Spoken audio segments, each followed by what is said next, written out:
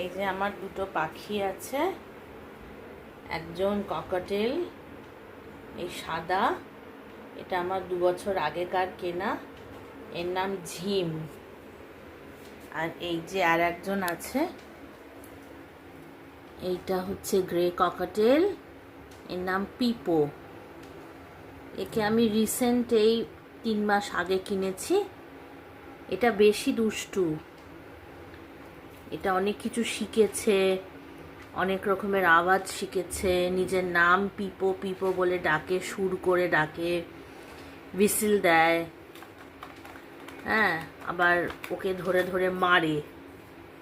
এটা হচ্ছে মেল সাদাটা, আর ওই কালোটা গ্রে ককাটেল, এ ফিমেল। বেশি দুষ্টুমি ওই করে, খাঁচা মধ্যে লাফাঝাপা, এদিক থেকে ওদিক, তারপরে জিনিস নষ্ট করা, ছড়ানো, এসব দুষ্টুমি তো সারাদিন লেগেই আছে। আবার ঝিমকে ধরে ধরে পিপো খুব মারে।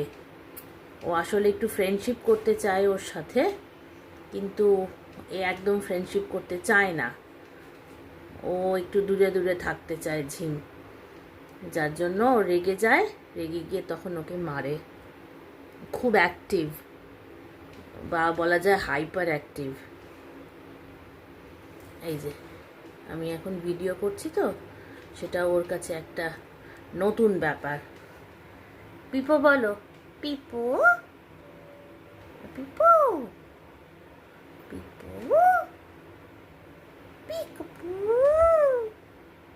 পিকপু, এসবগুলো বলে। একা বসে বসে যখন থাকে, কেউ থাকে না এই রুমে, তখন ও বলে।